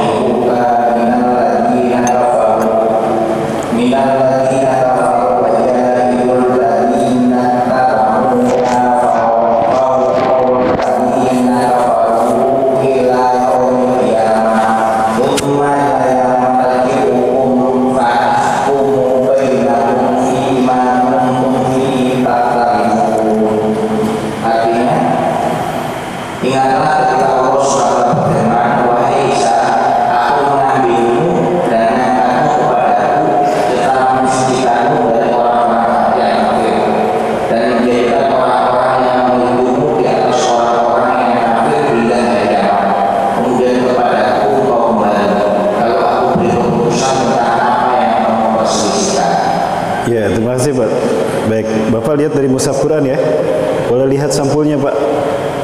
Bapak Ibu, ada banyak beberapa transitasi Al-Quran yang menurut saya kurang pas jika dikaitkan dengan Qawaidul Lughatul Arabiyyah, terkait dengan qaid bahasa Arab. Pak, terjemahnya sama tidak? Sama. Awalnya sama tidak? Bisa dibacakan awalnya coba, Pak Punten Pak, diberikan. Sama, awalnya mengambil. Bukan. Pak boleh dibacakan sebentar. Tolong dikasihkan mic-nya. Ya, tolong dibacakan awalnya saja. Oh sama, coba sekali lagi diulang. Ingatlah ketika Allah berfirman, wahai Isa, aku mengambilmu dan mengangkatmu kepadaku, serta menyucikanmu dari orang-orang yang kafir. Ya, baik. Berarti sama Pak ya. Bapak berbeda Pak? Beda? Sama juga. Ada yang beda terjemahnya? Saya ingin mengungkap ada konspirasi dalam terjemahan Quran. Dulu sama, tapi sekarang berbeda, ada peraturan terbaru dan itu maknanya menyimpang. Tapi waktu saya pelaturan terbaru yang digital justru cenderung ada yang benar Pak. Surat Al-A'raf ayat ke-16, tapi kita tidak bahas itu. Nanti kita bahas yang itu Pak. Itu tentang iblis, bukan tentang Dajjal. Kita mau bahas tentang Dajjal. Terima kasih Pak sudah membacakan, tapi tetap dibuka lagi Pak Qurannya. Kita masih belum selesai ya. Allah, ingatlah ketika Allah berfirman, Ya Isa inni mutawafika. Hai Isa, aku akan mutawafika. Wafat, aku akan mewafatkan engkau. Pertanyaan saya, apa arti wafat? Inna lillahi wa inna ilaihi rajiun. Telah meninggal dunia Bapak Anu pada jam sekian. Itu dikatakan wafat. Betulkah wafat itu meninggal dunia? Tidak. Wafat itu bukan meninggal dunia. Wafat itu artinya tidur Bapak Ibu. Artinya tidur. Buka Quran surat Al-An'am ayat ke-60. Wa huwa alladhi yatawaffakum bil-lail wa ya'lamu ma jaratum bin-nahar. Dialah Allah yang telah menidurkan kamu di waktu malam dan Allah Maha mengetahui apa yang kamu lakukan di siang hari. Wafat di sana artinya tidur. Jadi Nabi Isa tidak wafat, tidak mati. Maksud saya tidak mati, masih hidup. Ini mutawaffika, aku akan menidurkan kau. Wa rafi'uka ilayya, dan aku akan mengangkatmu ke sisiku. Berarti sekarang Nabi Isa ada di mana? Di sisi Allah. Dalam keadaan apa? Tidur. Ustaz, masa tidur 2000 tahun? Oh, tidurnya di mana? Di sisi Allah, bukan di Batam. Apakah sama? Ya, kala revolusi antara di bumi dengan di sisi Allah? Beda. Karena miqdaru yaumi ka alfa sanatin mimma ta'udun. Satu hari di sisi Allah 1000 tahun yang kamu hitung. Dunia sekarang 2021 di sisi Allah baru 2 hari. Jadi Nabi Isa tidur di sisi Allah baru 2 hari, Bapak Ibu. Berubah tidak? Halo? Berubah tidak Nabi Isa? Tidak. Padahal baru 2 hari kok tidurnya di sisi Allah. Berarti Nabi Isa masih hidup apa sudah mati? Halo? Nabi Isa masih hidup atau sudah mati? Masih hidup, sedang tidur di sisi Allah. Maka saya yakin beliau akan turun kembali. Karena Rasulullah SAW menegaskan, sesuatu yang berasal dari bumi, dia akan mati kembali ke bumi. Maka Nabi Isa akan kembalikan ke bumi dan akan dikuburkan di bumi. Di Masjid Nabawi berjejer nanti kuburan Rasulullah SAW, makam Abu Bakar, Umar, Rasulullah SAW, Nabi Isa SAW. Sekarang sudah dibuat gali. Saya melihat sudah digali kuburannya untuk Nabi Isa. Saya bertanya pada Syekh di sana, man sadufina fi hadal qabr? Siapa yang akan dikuburkan di sini? Isa bin Maryam, Nabiullah Rasulullah. Itu kata mereka. Lanjut Bapak Ibu. Masih banyak waktunya. Tidak akan bubar. Nah, ini banyak yang muntaber ini, mundur tanpa berita. Lanjut ya. Nah, begitu Yudas masuk ke tempat Nabi Isa bersembunyi, ada tidak Nabi Isa? Ada tidak Nabi Isa? Tidak ada, kan sudah diangkat Allah kan? Pelangak-pelongo tuh cebong. Cebong. Maksud saya siapa? Yudas. Salah keceletot Pak ya, maaf ya. Ya, kemana? Tadi Isa di sini. Nah, di situ dia mengalami indri. Di atas di gereja Bapak Ibu lihat ada salib, di atas ada tulisan indri. Indri itu artinya penjelmaan. Ya, bukan Yesus orang Nazaret raja Yahudi, bukan. Penjelmaan Allah serupakan Yudas menjadi Nabi Isa alaihissalam. An-Nisa ayat 157. Silakan buka. An-Nisa 157. Silakan Pak. Silakan semuanya aktif membuka. Inilah kebenaran yang harus kita sampaikan pada saudara-saudara kita. Maksud saya bukan saudara kita ya. Maksudnya saudara sebangsa dan setanah air. Biar mereka tidak kegeeran. Sudah Bapak Ibu ada? Wa qaulihim inna qatalna al-masih Isa ibn Maryam Rasulullah. Dan klaim pendeta Sanhedrin, kami telah membunuh Isa bin Maryam utusan Allah. Wa ma qataluhu wa ma salabuhu walakin syubbiha lahum. Mereka tidak membunuh Isa bin Maryam, tidak pula menyalibnya. Lalu siapa yang dibunuh dan disalib?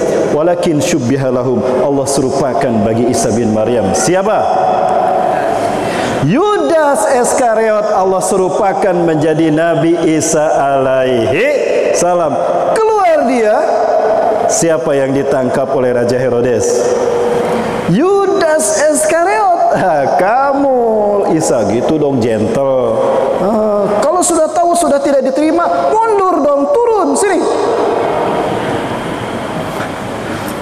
Jangan duduk aja gitu. Betah kursinya enak Bu. Datang, loh kok aku yang ditangkap? Lastu Isa ada Yudas ala dia lakum ilai. Aku bukan Isa, aku Yudas yang menunjukkan kamu tadi. Udah, wajah kamu Isa. Gempar para Hawariyun. Nabi Isa ditangkap, Nabi Isa ditangkap. Satu yang yakin kalau itu bukan Nabi Isa alaihissalam, Barnabas. Bukan hanya Barnabas, ada Zarnab bin Bar'ala. Bahkan Zarnab bin Bar'ala pengikut Nabi Isa sekarang masih hidup. Ada satu nas ternyata luar biasa, tapi tidak saya sampaikan di sini. Waktunya panjang lagi kalau saya ceritakan. Ada kisah terjadi di zaman tabi'in. Ternyata muncul sosok yang bernama Zarnab bin Bar'ala. Ternyata dia adalah sahabat Nabi Isa Hawariyun yang didoakan Nabi Isa. Aku mendoakanmu agar kamu hidup sampai aku diturunkan nanti di akhir zaman. Ada ceritanya Bapak Ibu. Kisahnya menarik, tapi panjang kalau saya ceritakan. Lanjut. Sebentar ya, udah mulai panas nih waktu ini. Disalib dia. Di saat dia ditidurkan di salib, dia melihat Nabi Isa diangkat ke langit. Oh, berarti Nabi Isa bukan hanya ruhnya diangkat, tapi dengan fisiknya. Yudas berteriak memanggil Nabi Isa, Eli Eli lama sabachthani. Ada di dalam Bible tuh, dalam peristiwa Paskah. Tuhanku, Tuhanku, kenapa kau tinggalkan aku? Ringkas cerita, kemudian diarak ke bukit Golgota. Golgota artinya tengkorak. Siapapun yang disalib dikumpulkan di sana sampai tengkorak kumpul di sana. Rasulullah SAW bersabda,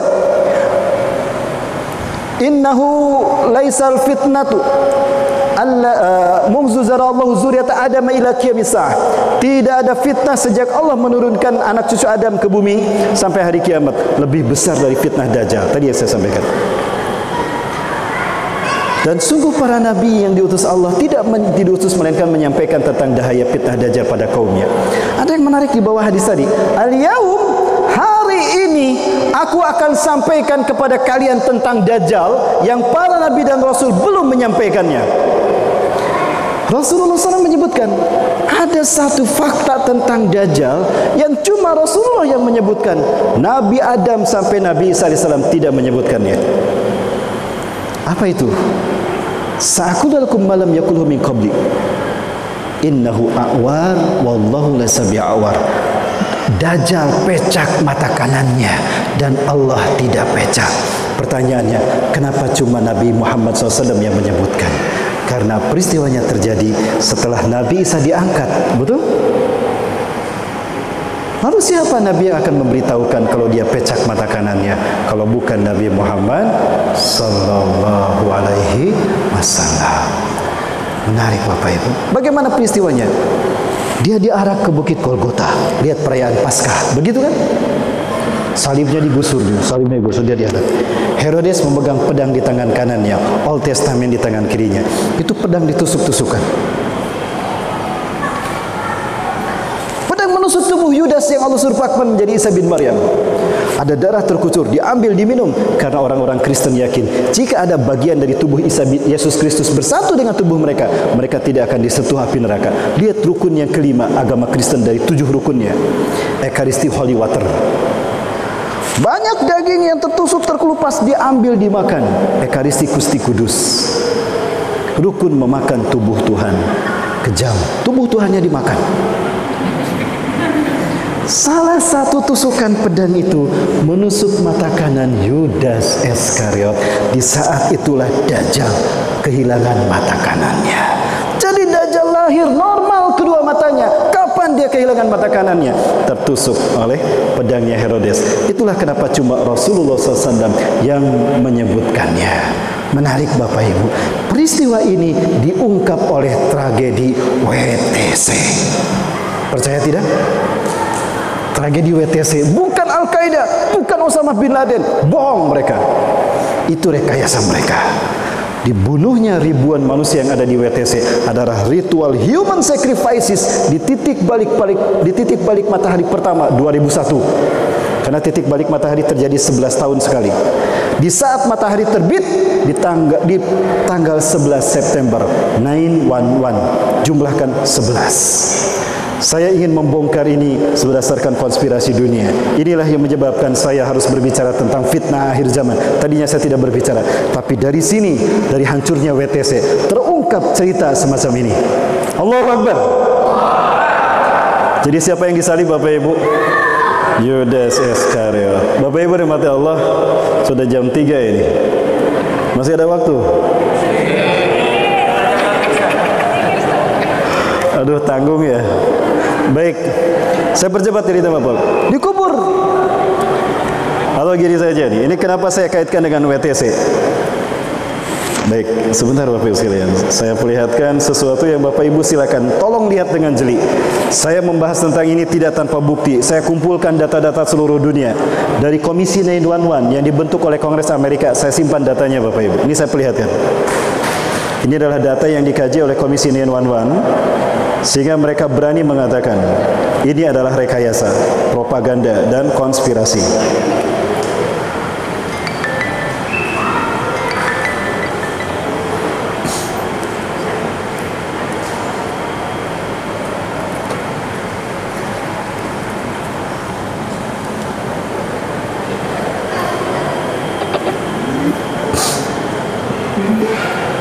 Mic-nya boleh pinjam lagi, Pak?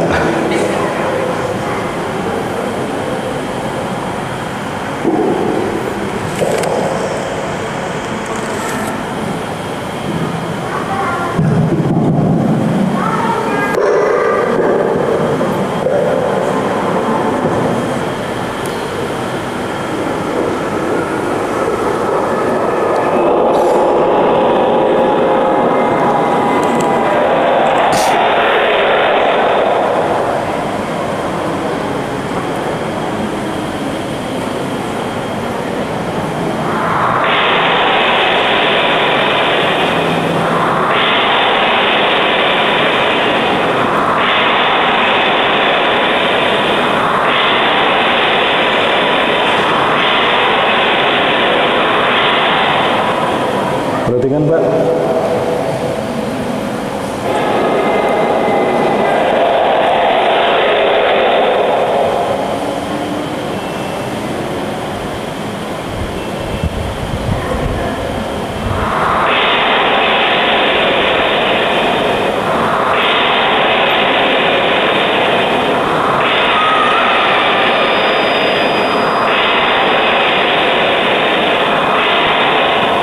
Ada ledakan tadi di situ, Bapak Ibu sekalian. Perhatikan pesawatnya. Ini bukan pesawat komersial, bukan pesawat penumpang. Kenapa? Tidak ada jendela satupun kecuali di kabin depan. Artinya ini bukan pesawat penumpang tapi pesawat kargo. Berarti tidak ada penumpang dan tidak ada hijackers, bajak laut, bohong. Dan di bawahnya sebetulnya ada antena, ada sinyal yang menunjukkan itu ada alarm. Intinya Bapak Ibu, ini kebohongan. Yang menarik yang saya maksudkan di sini adalah ini Bapak Ibu. Mohon maaf sekali lagi Bapak Ibu, saya bahas sedikit. Ini untuk membuktikan saja kata-kata saya.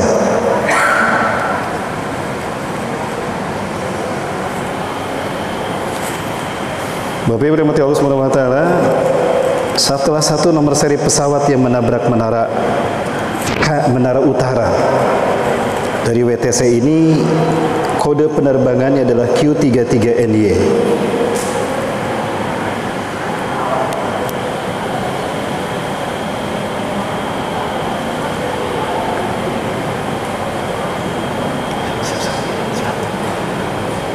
Bapak Ibu rahmati Allah, perhatikan. Ini penelitian saya dan ini data yang saya terima. Qadarullah, Allah saja yang memberikan ini. Bapak Ibu perhatikan.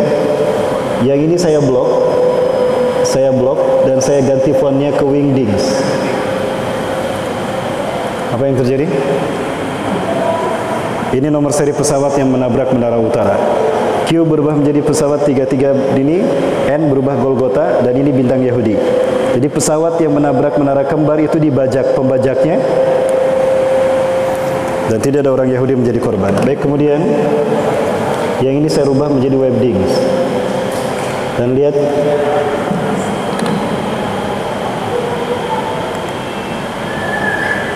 ini Yerusalem, sinagoga dan pohon Natal. Dan ini segitiga, iblis dan dajjal. Lihat mata ini. Orang menggambar mata ada cahaya, itu sebetulnya bukan simbol cahaya. Itu adalah pedang Herodes yang menusuk mata kanan Yudas Iskariot. Paham Bapak Ibu sekalian? Bisa diikuti Bapak Ibu ya? Nah, inilah alur cerita yang saya simpulkan dari penelitian bertahun-tahun yang saya lakukan tentang Dajjal. Ya. Dia ditidurkan, Barnabas ingin membuktikan. Akan aku buktikan kalau dia bukan Isa bin Maryam tapi Dajjal. Setelah 3 hari 3 malam, 3 hari, 22, 23, 24 Desember, matahari tidak terbit. Doktrin Yesus itu dari sini. Dikuburkan 3 hari 3 malam. Di tengah malam tidak ada siapapun. Barnabas berdua dengan pendampingnya digali. Allah kembalikan wajah Yudas kepada wajah Isa kepada wajah Yudas. Digali dia, ternyata masih hidup. Kemudian dibawa diobati bertahun-tahun. Lalu setelah bertahun-tahun dia di hadapan Nabi Isa berkata, di hadapan Barnabas berkata, "Hei Barnabas, lihat akulah Isa bin Maryam." Benar, kamu Dajjal bukan Isa bin Maryam, kata Barnabas. Pergi kamu. Kenapa diusir tidak dibunuh oleh Barnabas? Karena yang membunuhnya nanti Nabi Isa alaihissalam. Kapan Nabi Isa membunuhnya? Nantikan, malam akan saya bahasnya. Malam hari nanti di Masjid Utara malam hari di Masjid Al-Muhajirin di Mediterania. Kita lanjutkan bahasannya pertemuan Nabi Isa alaihissalam dengan Yudas dengan Dajjal, dan juga bertemu dengan Imam Mahdi, dan juga bertemu dengan pasukan terbaik dunia. Di sini Bapak Ibu, di masjid ini. Masjid ini terdapat di Aleppo, Halab. Indal Manaratil Bayda. Isa bin Maryam akan turun di samping menara putih Syarqiyah di Masqa, di Damaskus Timur. Nah ini Aleppo, perbatasan dengan Turki. Di sinilah terdapat masjid yang bermenara putih itu. Nabi Isa turun di samping menara putih. Kaum muslimin akan salat subuh. Wa imamukum al-Mahdi, dan imam kalian Imam Mahdi. Waqad uqimatis shalah, dan salat sudah dikumandangkan, kata Rasulullah SAW. Di sini turun Nabi SAW. Kemudian Imam Mahdi yang mengatakan, "Nali Nabi Allah salilana." Mari Nabi Allah salat, imami kami salat. Apakah Nabi Isa menerima untuk menjadi imam salat? Nantikan jawabannya malam hari nanti pada Isa. Insyaallah. Waktu kita tuh Bapak Ibu berarti Allah. Intinya peristiwa-peristiwa besar akan banyak terjadi di hadapan kita. Apakah ini terjadi dalam waktu dekat? Saya khawatir. Bahkan saya bangga jika Allah menakdirkan saya berumur panjang menyaksikan peristiwa ini terjadi, untuk mempertanggungjawabkan ceramah akhir zaman yang saya sampaikan selama ini. Kenikmatan besar dari Allah untuk saya jika Allah menakdirkan saya turun bertemu saya hidup, Nabi Isa bertemu dengan saya bertemu dengan Nabi SAW. Seperti apa kisahnya? Nanti malam kita bahas lebih lanjut Bapak Ibu. Ada perang-perang besar. Yang pertama Armageddon, yang kedua Malhamatul Kubra. Pertemuan Nabi Isa dengan Dajjal adalah dalam perang Malhamatul Kubra. Armageddon itu pertempuran Imam Mahdi, 3 pasukan terbaiknya melawan Bani Rum dan pasukan Dajjal lapis kesekian. Di mana pertempurannya? Di tempat ini. Pertempuran dasar, perang dunia akhir zaman di sini. Dan umat Islam akan memenangkan pertarungan tadi. Betulkah demikian? Nanti kan pembahasannya waktu malam hari. Nah nanti insya Allah, maka kemudian umat Islam akan berbondong-bondong melaksanakan sholat berjamaah di Masjidil Aqsa. Di Masjidil Aqsa. Oh di Masjid Muhajirin Pak ya. Kajian malamnya Pak. Bapak Ibu sekalian, Zionis Yahudi paham cerita ini. Mereka tidak akan mungkin membiarkan kisah ini terjadi nanti sesuai dengan hadis. Maka sejak hari ini mereka kuasai Masjidil Aqsa. Mereka lakukan normalisasi hubungan dengan negara-negara Arab yang ya itulah munafikun. Tujuannya apa? Mereka ingin mendapatkan pengakuan klaim kalau Yerusalem adalah milik Israel. Kalau Yerusalem milik Israel, maka Israel berhak atas masjid ini. Kalau ini sudah jatuh ke tangan Israel, akan dihancurkan dan akan diganti dengan Haikal Sulaiman, istana bagi Dajjal. Sudah mereka persiapkan maketnya. Dan jika ini berdiri, berarti iblis menang dan kita kalah. Nauzubillahi min dzalik. Demi Allah, selama kita masih hidup, maka pantang kita membiarkan Zionis Yahudi menghancurkan kiblat kita yang pertama. Betul? Allahu Akbar. Maka kita siap korbankan jiwa raga kita, bahkan nyawa kita demi membela dan menyelamatkan Al-Quds sebagai titik tolak kebangkitan Islam sebelum hari kiamat. Karena siapapun yang membebaskan Al-Aqsa dan Palestina itu adalah kaum yang terbaik imannya. Mereka adalah orang-orang yang akan diusap wajahnya oleh Nabi SAW. Kamu ahli surga, anta min ahlil jannah, inna makanaka fil jannah. Kamu ahli surga, kamu ahli surga. Amin ya rabbal alamin. Tidak terbayang Bapak Ibu jika itu terjadi 5 tahun ke depan. Kenapa saya katakan 5 tahun? Nanti kita hitung. Malam kita hitung waktunya. Betulkah akan terjadi 5 tahun ke depan? Itu hanya hitung-hitungan prediksi. Boleh memprediksi? Kapan terjadinya? Hanya Allah yang tahu. Demikian yang dapat saya sampaikan, lebih dan kurangnya mohon Bapak Ibu. Sebelum saya tutup, saya ingin menyampaikan bukti apa yang kami lakukan. Sejak 2007 Bapak Ibu, saya keliling Indonesia, bahkan saya kirimkan sendiri bantuan dari seluruh Indonesia. Bapak Ibu tadi saksikan, saya berangkat sendiri, saya tidak menitipkan pada siapapun. Bahkan saya bawa istri dan anak-anak saya untuk membuktikan, kamu harus ikut bagian untuk memerdekakan dan membuktikan. Kalau merah putih itu akan saya maksudkan Indonesia. Rasulullah menyebut merah putih dalam hadisnya. Dan saya berharap merah putih itu adalah Indonesia. Kita buktikan Indonesia siap membebaskan Palestina. Allahu Akbar.